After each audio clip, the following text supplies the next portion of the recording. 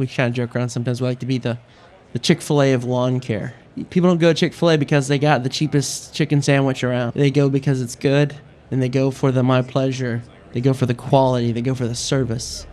And because we focus so much on our internals and taking care of our people, that just exudes outward to our customers, and they appreciate that quality as well.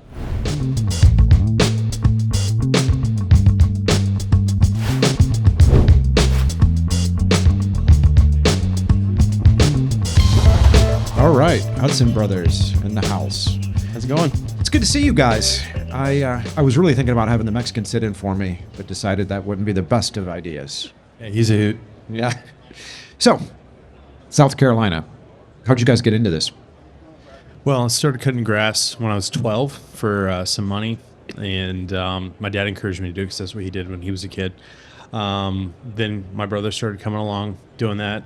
Our dad got really sick when we were teenagers. He's had 2 brain surgeries, actually with tumors.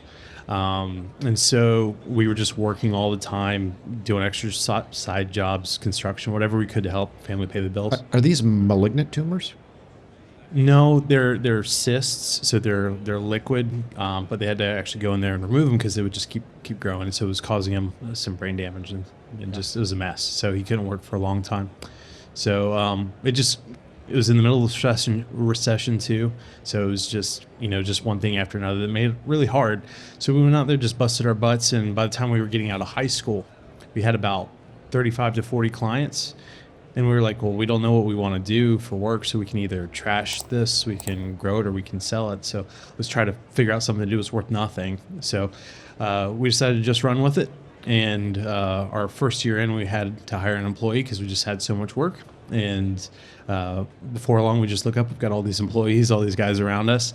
And we got to a point where we just couldn't do the physical part of the work anymore. A decade in, your knees are just like shot.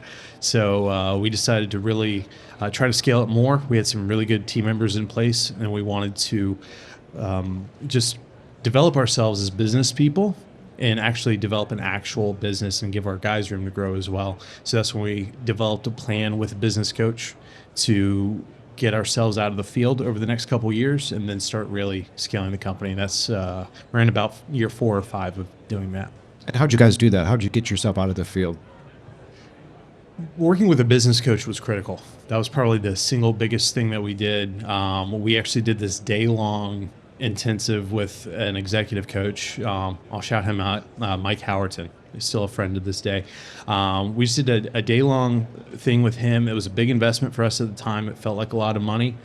But he really helped us to see where we were blocked in growing the company. And the biggest roadblock was me coming out of the field.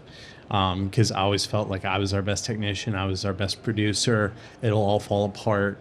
If I come out, the customers are always going to be calling us angry because it doesn't look like how I did it. And that really simply wasn't the case. But he showed us how we were really holding our own guys back by not giving them room to grow if we didn't grow the company. So that clicking in my head was really the catalyst to help me come to terms with that. A lot of it was my own ego that I had to get over. And a lot of it too was shifting our mindset from, for so long we'd been working in the business that we hadn't really worked on the business. We hadn't really had that kind of a growth mindset. So once we were able to shift that perspective, especially with him first, we really got to see a lot of growth start to happen really fast when after he came out of the field for the first time. People say that a lot, right? Working in the business versus on the business. But what did that mean to you at the time? I honestly had no idea. I remember the first couple months of me being out of the business or out of working in production and working on the business. I had no idea what to do with my day. I would start working more on the admin side because I would spend like 10 days or 10-hour days in the field, and then I would come home and I'd have like 2 to 3 hours of admin work to do every day. And that was just miserable. So I just spent all my time doing that admin work that I was doing in addition to working in the field. But then I felt very rudderless for a while.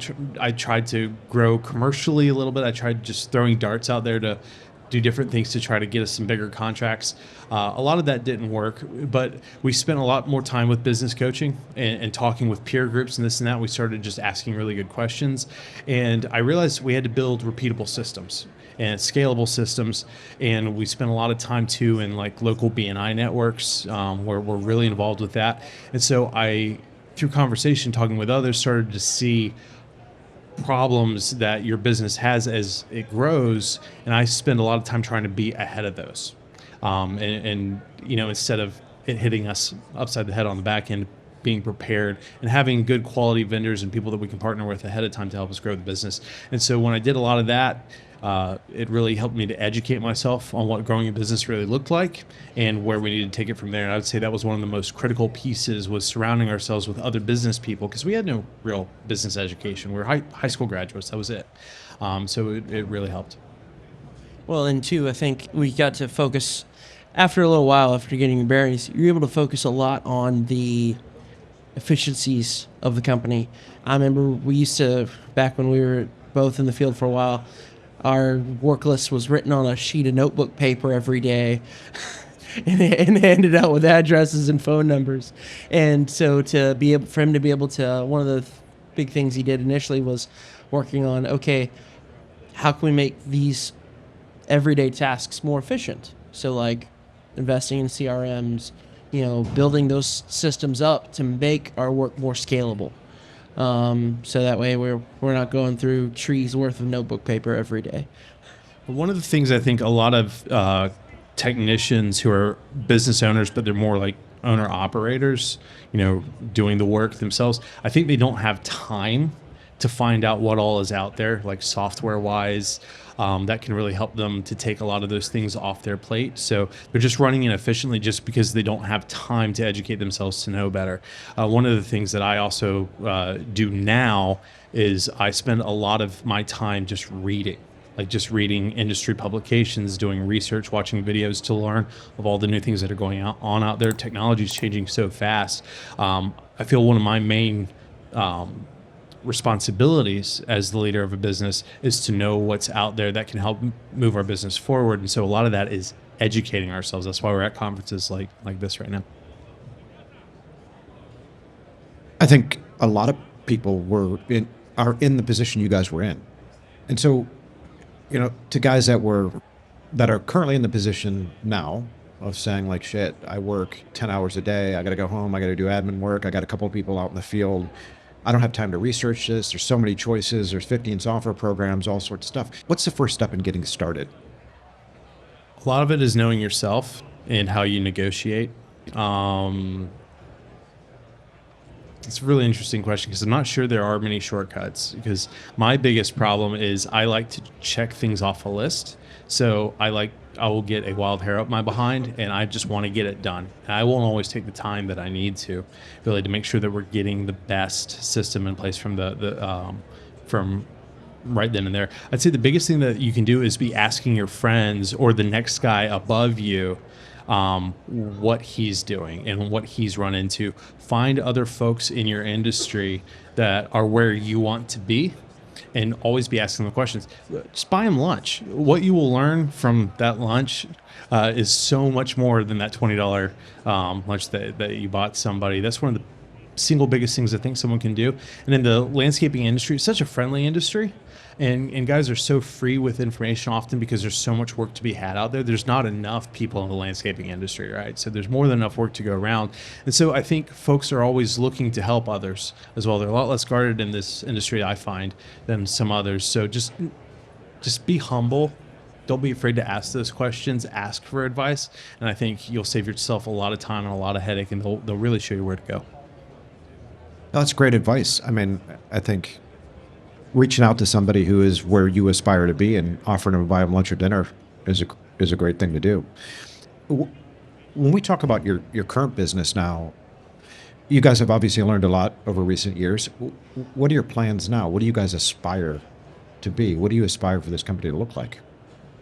We'd like to continue growing it. We've been asking ourselves a lot of those questions lately, and I think our goals over the past year or two have changed.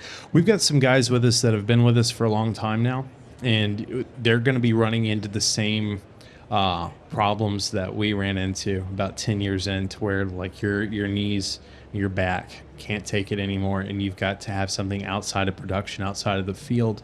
And we know that with each guy who joins our team, there is at least some kind of ticking clock on how long his body can do this work.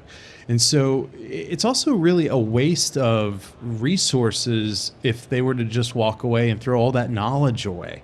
And so our goal with the company right now is to grow it organically in a way that grows with the knowledge of the guys who are with us, so that we can grow it at a rate that we can find meaningful things outside of production for them to do, whether it's sales, whether it's marketing, whether it's just overseeing the crews in a more efficient manner, where we're currently working on that, because we're more of a maintenance company than anything else. And so we've got like a chief foreman that oversees all those things. He's eventually going to come out of the field and do account management, stuff like that. So growing in a way that gives them a place to go, and really try to be a great place to work, where they're always telling their friends that to come work here. So that's something that is really important to us, to be a great place to work that everybody wants to stay at, even after their knees are starting to go out.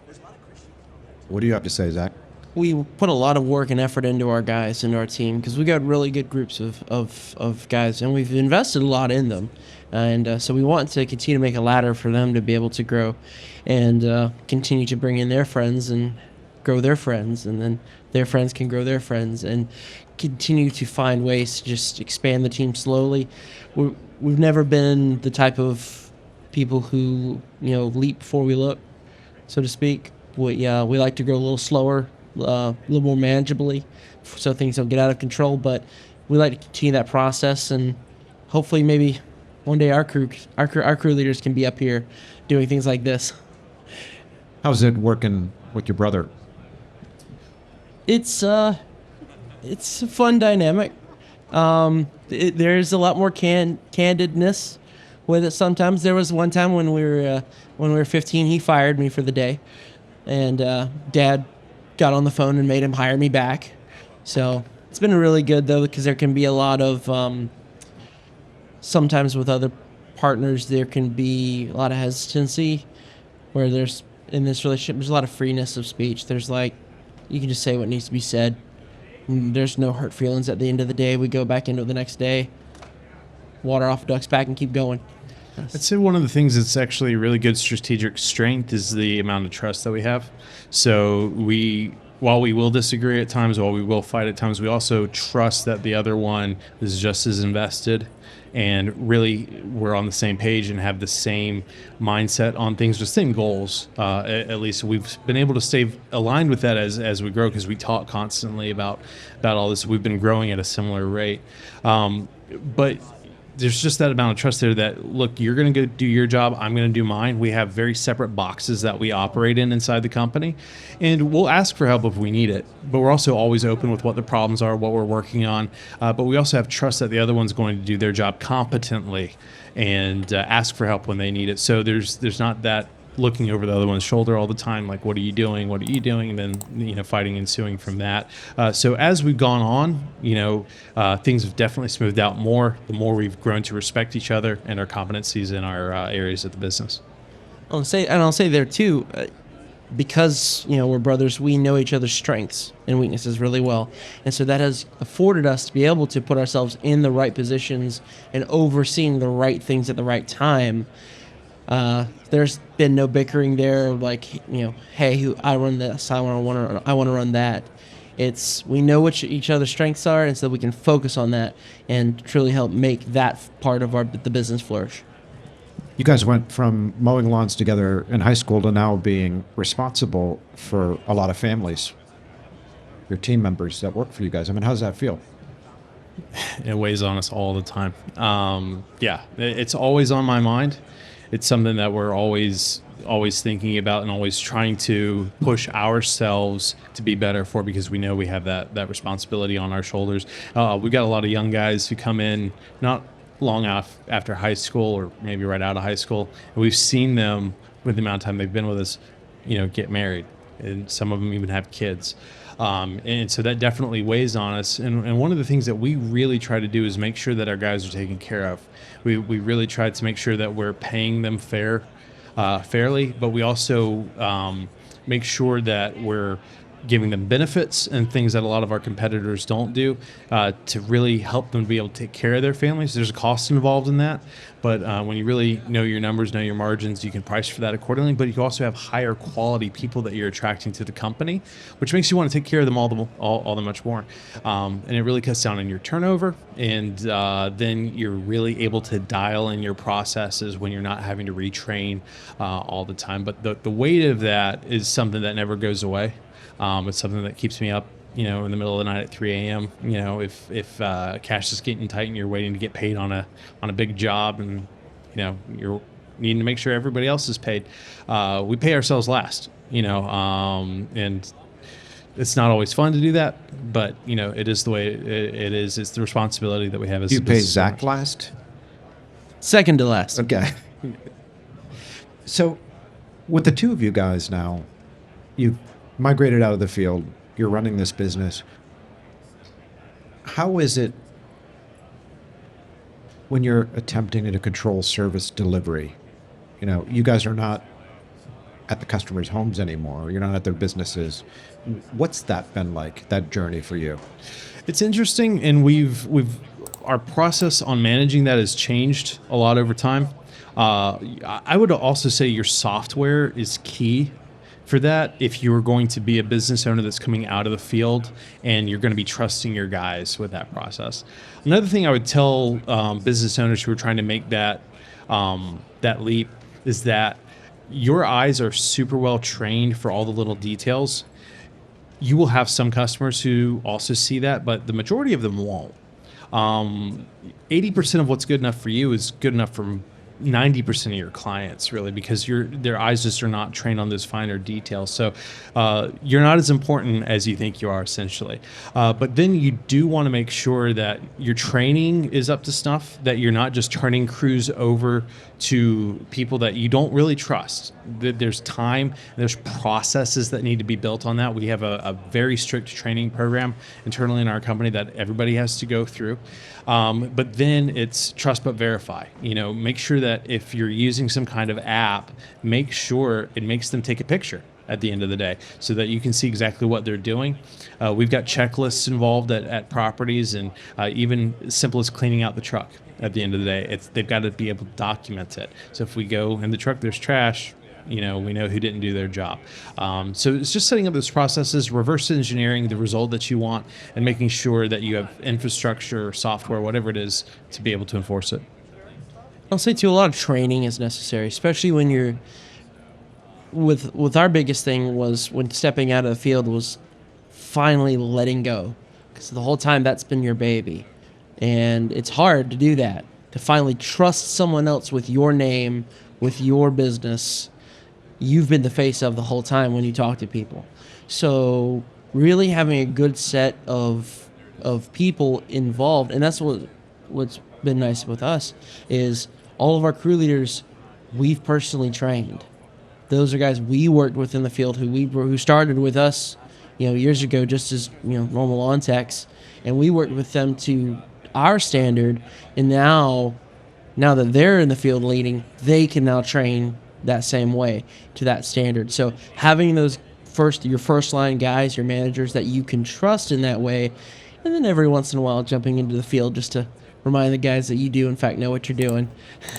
Not just sitting in an office all day, but really helps keep them up to that same standard. Thus, when you're dealing with that client interaction, you're having to let that go. You can really trust that the work's getting done as you want it to. I would say we randomly, from time to time, will jump in the field just be on a crew, just see how it's looking, how properties are looking. That's not always practical. Your company will get to a point where that's just absolutely not practical anymore. But for as long as you can do it, I think it's good to do it. So that way, as your company is growing too, the newer guys who haven't worked with you in the field, they know that the boss actually knows what he's talking about when he's telling you that you need to mow it a certain way or you need to do this or that. But it also helps you to make sure that your crews are actually being trained to the standard that you're expecting of your crew leaders. When you folks are hiring people, what are you looking for? It's the intangibles. Anybody can learn this industry. It is not rocket science at all. So it's more the intangibles. Where we live, the biggest thing is you got to be able to take the heat. We actually make all potential new hires as part of the interview process. They have to do a ride along that day, and the main purpose of that ride along, more than anything else, is to make sure they can actually take the intense heat that we have where we live. It is not unusual to be high 90s, even 100 degrees in the middle of summer. So that's a big thing. But again, work ethic, how fast do they get out of the truck, how trainable are they, like essentially how good are they with their hands? Can they figure out equipment easily, quickly? Can they see some of those finer details? Can they understand finished product and the goal of what we're trying to get to, and can they kind of figure out how to get there? Because situations are different, properties are different, conditions are different, so they've got to be able to figure those things out, and that's what we look for. We can train the rest, we can train them technique, but it's work ethic at the end of the day. And a big thing too with the way we hire too is we look for good culture fits. And so honestly, the main way we hire is actually based off referrals from our current employees, from our current guys who already fit the culture. We tell them, bring us your friends. Don't bring us your lazy friends. Bring us your hardworking friends, because remember, you have to work with them. So if they're slack, you got to pick up that slack. And we pay referral fees based on that. And if you bring us a good hardworking friend and he gets past his 90-day probationary period, you get a bonus. But what that does too is that helps our guys who call them like thoroughbreds. It helps us to find more guys like them, so that way we can continue to build that team in that same culture that they're going to get along with, that we're going to get along with, and that's going to work effectively and efficiently. Zach, you mentioned culture. Can you qualify or define your culture? It's a good question. Our culture has always been, quality first above just about anything else. Especially with like a lot of our core values and everything that we talk about through our staff meetings, but also too, even internally, Kyle and I on this specific thing go above and beyond to protect our guys. We love our workforce, and that's why I think it's led to a lot lower turnover rate than we see in a lot of other companies in our industry. But everything we do, every decision we make, goes to the benefit of our guys. What will this job help them get more hours? Will this overwork them? What kind of systems can we put in place to give them more benefits, to make the job more valuable, so that way when they come to work, they're not having to worry about if they're making ends meet. They're going to have to worry about if they have to go to a doctor and pay a copay that's going to eat every last cent of their check. What benefits that are going to affect their families. And we've always been very centralized on our team. And by doing that, it has really helped us to build a very quality group of young men, to really, really grow, like I said, in an organic way, but also too, but keeping our brand, keeping our our name really high in our industry. We kind of joke around sometimes. We like to be the Chick-fil-A of lawn care. People don't go to Chick-fil-A because they got the cheapest chicken sandwich around. They go because it's good, and they go for the my pleasure. They go for the quality. They go for the service. And because we focus so much on our internals and taking care of our people, that just exudes outward to our customers, and they appreciate that quality as well. And we really obsess a lot about company image. So we're always thinking about how does it look to the customer, to neighbors when they're looking out. We're always reminding our guys too, when you get out of the truck, everybody can hear what you say. There's Ring doorbells going off. Yep. Watch what you say, watch what you do. Those are the type things that we're always, instilling in them. Like you said, Chick-fil-A of lawn care, that's what we really try to be. Our guys will show up in a poloed shirt to cut your grass. So we always are conscious of brand image and having clean cut individuals that you're not afraid of to have on your property. Essentially, when we're looking at a guy too as a potential hire, you have to ask your question, like, would my wife and son, because I've got a wife and kid at home, would they be comfortable with this person around their property all day?